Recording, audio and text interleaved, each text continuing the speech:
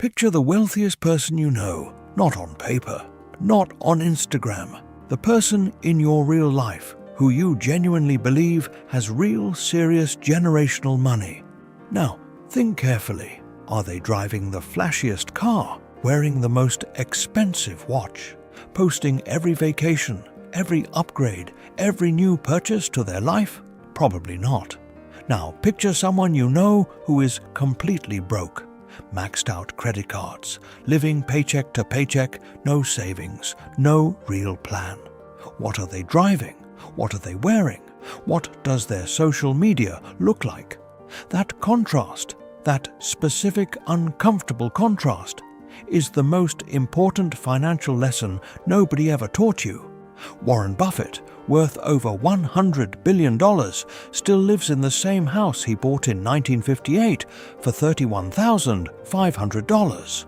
Mark Zuckerberg runs a company worth over $1 trillion and leaves the house every morning in a plain grey t-shirt that costs less than your lunch.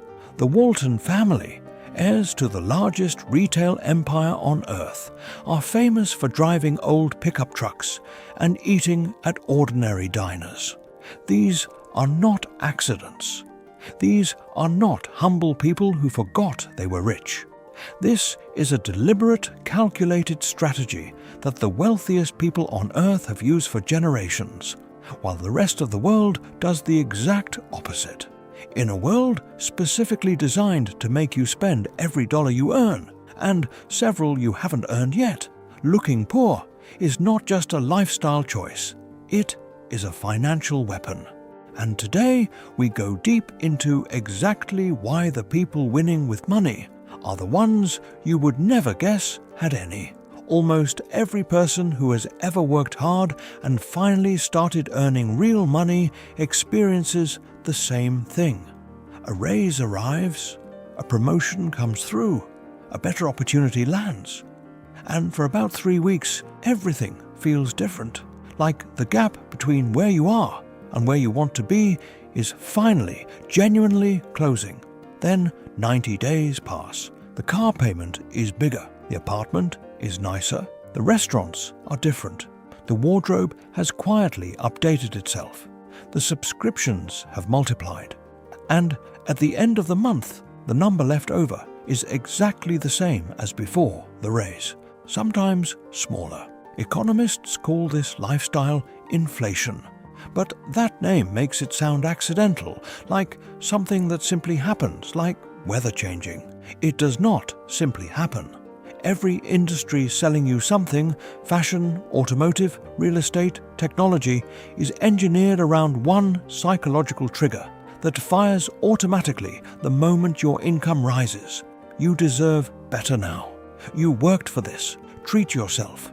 And they are not wrong. You did work hard. But the sentence always ends before the important part. Treating yourself to things that lose value the moment you own them is not a reward, it is a transfer.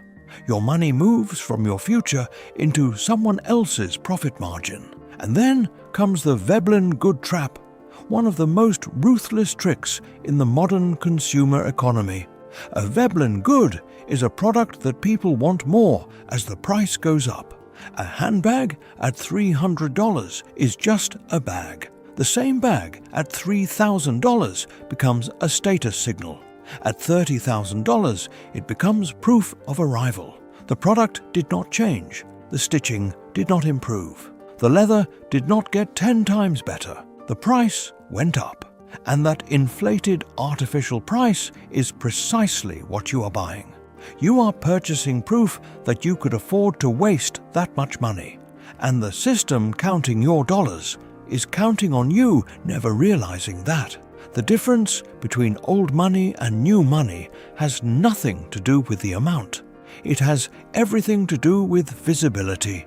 New money buys the mansion on the most expensive street in the city. Old money buys the house behind the gate. On the road nobody drives down. New money parks the Ferrari where everyone can see it. Old money uses a car service with tinted windows. New money announces the business deal on LinkedIn. Old money closes it quietly and lets the lawyers handle the paperwork. This is not modesty.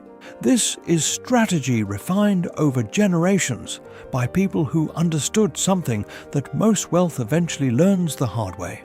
The moment people know you have money, you become a target. The Rockefellers, in their early years, were famous for living far below their visible means while quietly acquiring assets most people did not know existed. The Rothschild family built one of the most powerful financial empires in history through a network so deliberately invisible that entire governments did not understand the extent of their influence until it was too late to matter. These families did not hide their wealth because they were ashamed of it. They hid it because visible wealth attracts exactly three things that destroy it faster than any bad investment. Governments who see a target for taxation, lawyers who see a target for lawsuits, and the people closest to you, friends, family, your entire social circle, who see a target for expectations, requests, and the slow, expensive, emotionally exhausting pressure to maintain an image that grows more costly every single year. Privacy is not a preference for the ultra-wealthy. It is their most carefully protected competitive advantage. The families that kept their wealth across generations did not do it through better stock picks.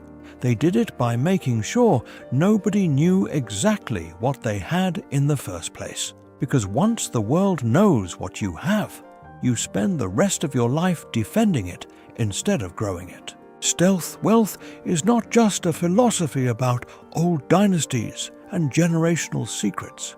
It is a set of specific, concrete, immediately usable advantages that change how money moves in your everyday life right now. Walk into a car dealership wearing a designer outfit, expensive watch visible, fresh haircut, projecting every signal of someone who wants to look like they can afford it. And the salesperson reads that immediately. The price they quote reflects exactly that assumption. Walk in looking completely ordinary. Plain clothes, nothing remarkable. And you become just another customer. The real price appears. The flexibility that was never advertised suddenly exists. Studies on consumer negotiation consistently show that perceived wealth increases the price offered by sellers by an average of 15 to 20% every transaction. Every time you are paying a tax on your own image before the conversation even starts. Beyond the dealership, the moment your social circle knows you have money, the requests begin. The friend who needs a loan. The family member with a business idea that needs just a little startup capital.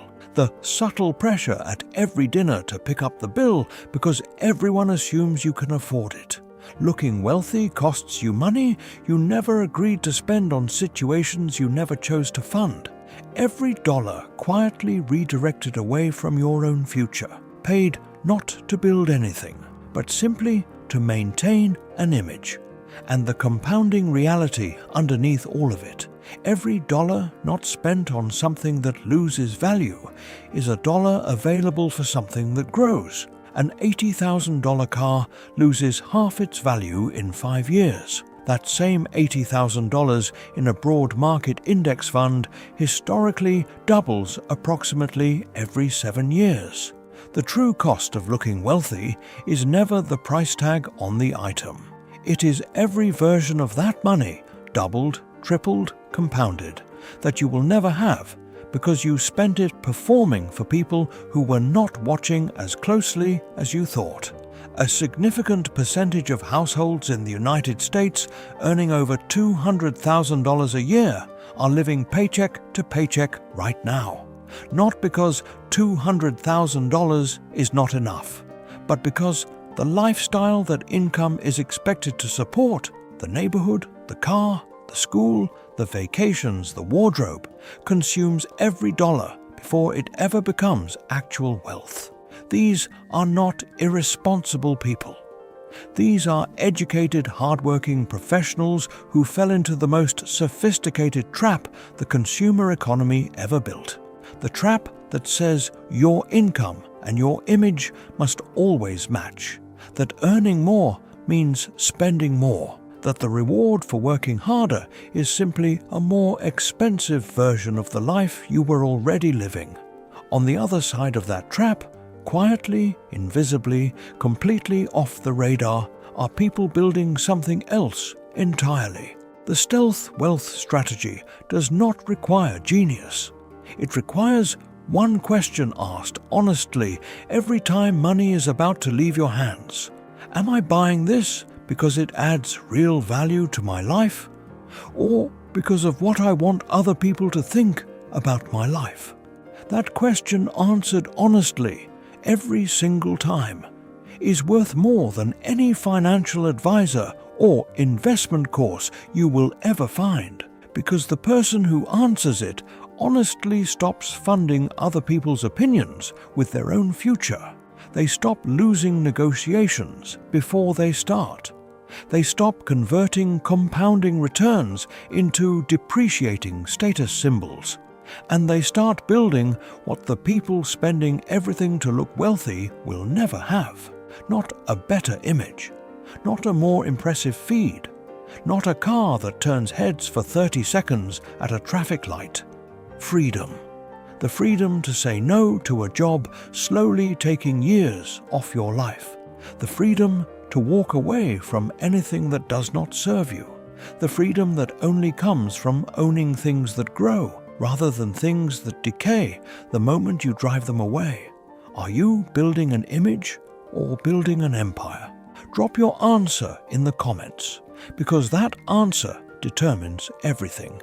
If this channel has been the financial education nobody handed you in school, subscribe for the version of yourself that stopped performing wealth and started building it. See you next week.